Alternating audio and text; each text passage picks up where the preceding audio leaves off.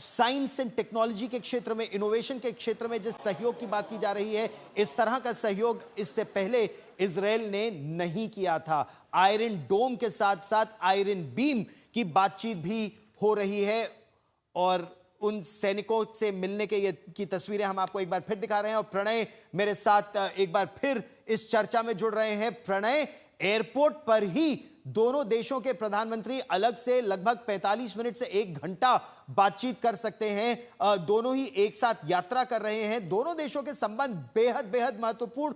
1 minute नहीं खोना चाहते कि एयरपोर्ट पर ही ब्रदरली इन्वायरमेंट में बातचीत, और यह भाषा इजराइल और भारत दोनों की है कि ब्रदरली संबंध है, घनिष्ठता, भाईचारा है दोनों देशों के प्रधानमंत्रियों के बीच।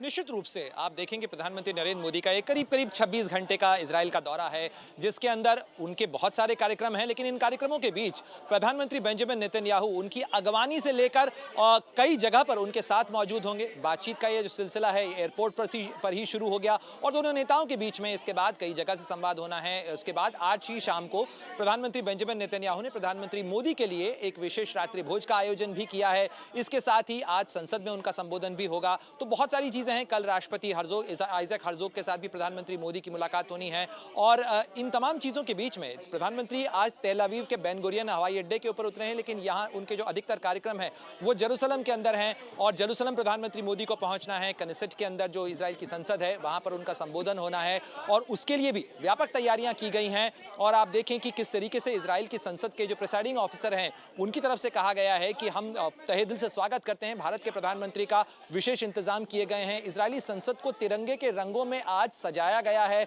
विशेष रोशनी की गई है। ये सारी चीजें बताती हैं कि कैसे स्पेशल जेस्चर दिया जा रहा है। एक विशेष अगवानी आप इसे कह सकते हैं जिसके अंदर पूरा इजराइल, और मैं सोशल मीडिया पर कई तस्वीरें देख रहा था, उत्साह का आलम यह है कि कई इजरायलियों ने जो खासतौर पर इंडिया, भारत और इजराइल के संबंधों के लिए काम करते हैं, उन्होंने तो विशेष टी शर्ट पहन के कहा है कि आज इजराइल में मोदी डे है।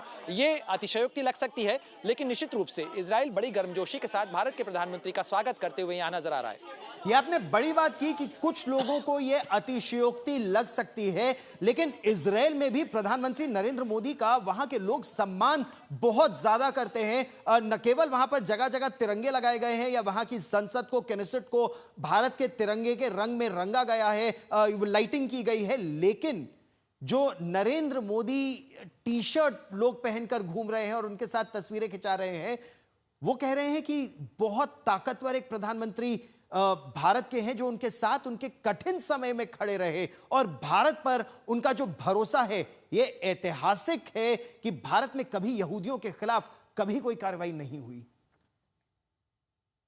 देखिए गौरव, अगर आप देखें कि भारत और इजराइल इस समय क्यों करीब आ रहे हैं और कैसे करीब आ रहे हैं, इसके अंदर दोनों के लिए विन विन पार्टनरशिप है। इजराइल भी चाहता है कि वो अपने संबंधों का दायरा बढ़ाए। भारत जैसा देश जो है जहां पर इजरायलियों की का एक ऐतिहासिक संरक्षण तो वहां पर हमेशा से रहा ही है, लेकिन इसके अलावा भी हमने देखा है कि आतंकवाद के खिलाफ लड़ाई के अंदर कैसे मुंबई के आतंकी हमले के दौरान, चूंकि आपने उसको कवर किया है, हमने कवर किया और हम जानते हैं कि कैसे चाबाद हाउस को निशाना बनाया गया था। तो इस लड़ाई के अंदर भी भारत और इजराइल साथ हैं। ये इसलिए भी साथ आ रहे हैं, चाहे वो आईमैक कॉरिडोर हो, चाहे इजराइल के अंदर होने वाला निर्माण हो जिसके अंदर वो भारत की हिस्सेदारी चाहते हैं। एफटीए को लेकर महत्वपूर्ण चर्चा होनी है क्योंकि भारत और इजराइल चाहते हैं कि इस साल के अंत तक भारत और इजराइल के बीच में जो मुक्त व्यापार समझौता है उस पर दस्तखत हो जाए। तो आर्थिक सुरक्षा के लिहाज से भी महत्वपूर्ण है। इसके कई चरण, कई पहलू हैं, कई आयाम हैं। उसके लिहाज से भारत और इजराइल की साझेदारी का एक नया अध्याय प्रधानमंत्री मोदी की इस यात्रा के साथ शुरू होता है। नवंबर के अंदर ही रक्षा और सामरिक सहयोग को लेकर एक महत्वपूर्ण एमओयू हुआ था। अब उसके ऑपरेशनलाइजेशन का दरवाजा खुलेगा कि कैसे उसे आगे इंप्लीमेंट किया जाए, कैसे जो डायरेक्टेड एनर्जी वेपन है या एंटी ड्रोन, बिल्कुल सही कह रहे हैं। अच्छा, इस समय मैं 3 तस्वीरें अपने दर्शकों को यहां दिखाना चाहता हूं। ये तीनों तस्वीरें बहुत महत्वपूर्ण है। प्रधानमंत्री नरेंद्र मोदी का बेन गुरियन इंटरनेशनल एयरपोर्ट पर जिस गर्मजोशी से स्वागत किया गया, इजराइल के प्रधानमंत्री और उनकी पत्नी वहां मौजूद थे और गेरुए वस्त्र में इजराइल के प्रधानमंत्री की पत्नी भी इस समय है और जो tri services guard of honour प्रधानमंत्री नरेंद्र मोदी को एयरपोर्ट पर दिया गया। और अब से थोड़ी ही देर में संभवतः हम वो तस्वीरें देखेंगे कि एयरपोर्ट पर ही अलग से दोनों देशों के प्रधानमंत्री आपस में बैठकर चर्चा करेंगे। टीम्स उनकी वही है, टीम्स बातचीत कर रही हैं। यानी 1 मिनट ना भारत गंवाना चाहता है ना इजराइल गंवाना चाहता है। क्यों? क्योंकि यह भारत और इजराइल के संबंधों में एक नया अध्याय है।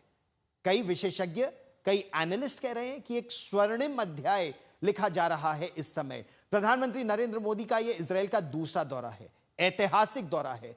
इजराइल के प्रधानमंत्री नरेंद्र मोदी, वहां के अखबार ये लिख रहे हैं कि उनकी, प्रधानमंत्री नरेंद्र मोदी और इजराइल के प्रधानमंत्री बेंजामिन नेतन्याहू की जो पर्सनल केमिस्ट्री है वो जबरदस्त है।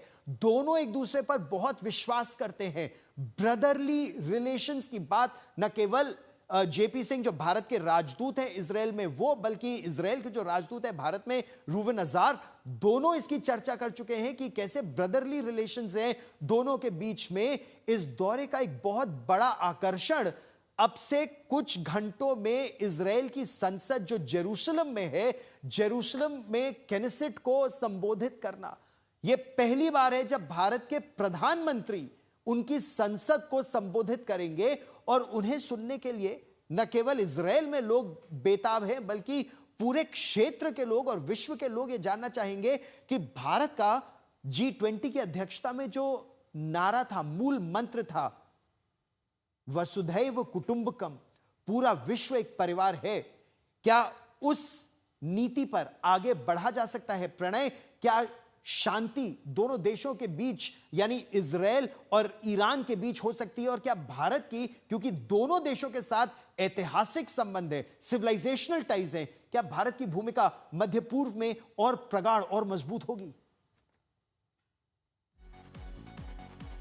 जिक्र मैंने पहले भी किया कि कैसे प्रधानमंत्री मोदी ने कहा कि भारत तटस्थ नहीं है बल्कि भारत शांति का पक्षधर है, और इसलिए चाहे वो इजराइल और गाजा का तनाव हो, इजराइल और ईरान के बीच का तनाव हो, या फिर रूस और यूक्रेन के बीच का संघर्ष हो, इन तमाम मुद्दों के ऊपर भारत की तरफ से हमेशा यही कहा गया है कि हम बातचीत के जरिए समाधान के पक्षधर हैं, और इसके लिए जहां जरूरी होगा, जहां उपयुक्त होगा, भारत अपनी भूमिका निभाने के लिए तैयार है, और इसमें शांति और बातचीत के जरिए समाधान निकाला जाना चाहिए। यह मुलाकात, प्रधानमंत्री का यह दौरा ऐसे समय पे हो रहा है गौरव, जब जिनेवा के अंदर अमेरिका और ईरान के बीच में महत्वपूर्ण टॉक्स होने वाली हैं। उसको लेकर काफी उत्सुकता है, खासतौर पर जो स्टेट ऑफ द यूनियन के एड्रेस के अंदर राष्ट्रपति डोनाल्ड ट्रंप की तरफ से कहा गया है कि हम डिप्लोमेसी को एक चांस देना चाहते हैं। निश्चित रूप से प्रधानमंत्री मोदी की इस यात्रा के दौरान भी पश्चिम एशिया का तनाव एक ऐसा मुद्दा होगा जो बातचीत की मेज के ऊपर होगा, द्विपक्षीय सहयोग के तमाम मुद्दों के अलावा। साथ साथ भारत और इजराइल की कोशिश यह भी है कि क्षेत्रीय जो ताना बाना है वो बनाया जाए। साथ ही एक बड़ा रोचक प्रस्ताव जो है वो इजराइल के प्रधानमंत्री बेंजामिन नेतन्याहू की तरफ से दिया गया, जिसमें उन्होंने एक हेक्सागोनल अलायंस के आइडिया की बात की है, तो एक पार्टनरशिप का एक नया ताना बाना, क्षेत्रीय ताना बाना बनाने की बात की है। देखना होगा कि क्या प्रधानमंत्री की तरफ से उसके संदर्भ में कोई संकेत दिया जाता है इस यात्रा के दौरान, क्योंकि उसके अंदर साइप्रस है, उसके अंदर ग्रीस है, उसके अंदर इजराइल, इंडिया, इसके अलावा जो अन्य देश हैं उनको शामिल करने की बात है। साथ ही अरब देशों की और अफ्रीका के, उत्तरी अफ्रीका के देशों की भी बहुत महत्वपूर्ण भूमिका इस हेक्सागन अलायंस में हो सकती है। और एक तरह से इस ताने बाने को अगर आप देखें तो भारत का जो आईमेक का India middle east Europe economic corridor है, क्योंकि भारत का मानना यह है कि व्यापार और वाणिज्य पूरी दुनिया को एक सूत्र में पिरो सकते हैं। जितना व्यापार बढ़ेगा, जितना वाणिज्य बढ़ेगा, उतनी तकरार कम होगी, ऐसी उम्मीद दुनिया भर को है।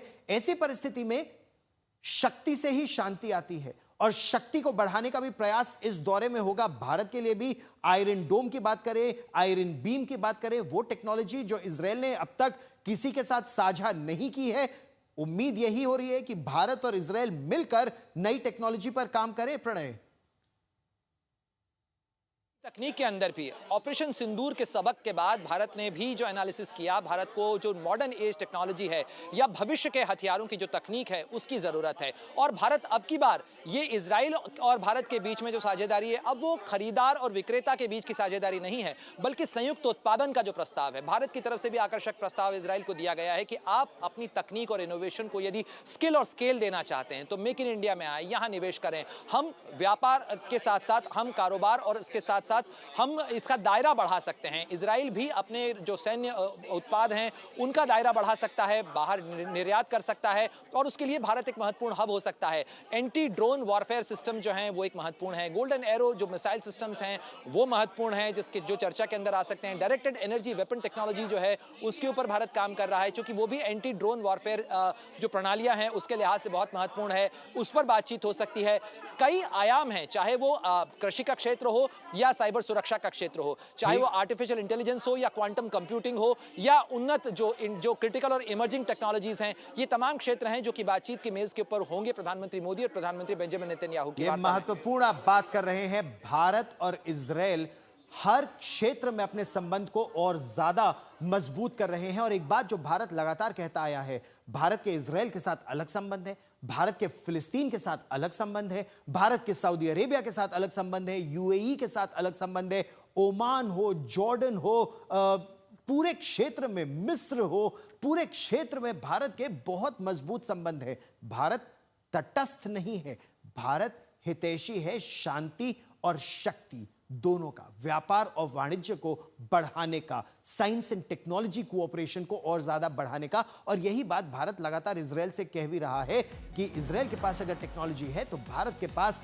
स्किल और स्केल दोनों है। मेक इन इंडिया, भारत में निर्माण कर विश्व भर में निर्यात किया जा सकता है। जिस तरह से रूस के साथ भारत के संबंध ब्रह्मोस सुपरसोनिक क्रूज मिसाइल के साथ और इजरायल के साथ बराक 8 मिसाइल और कई मिसाइलों के साथ यह संबंध और ज्यादा बढ़ाया जा रहा है। अब मैं आपको यह बता दूं कि रीढ़ की हड्डी अगर इस सहयोग की रही है तो सुरक्षा और रक्षा का सहयोग तो रहा ही है, उसके साथ साथ कृषि के क्षेत्र में इस सहयोग को और अपग्रेड करने की भी बात की जा रही है, कृषि से लेकर सुरक्षा तक।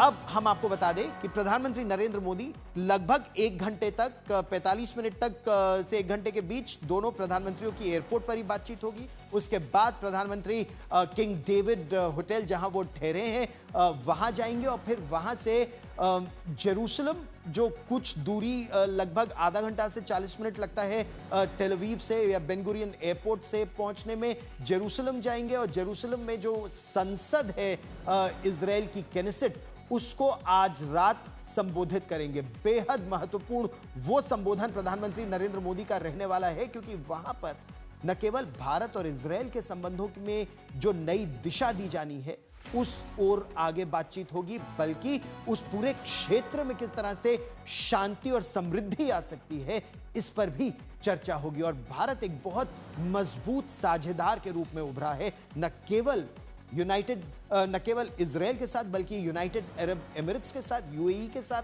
सऊदी अरेबिया के साथ, कतर के साथ भारत के संबंध बहुत मजबूत रहे हैं।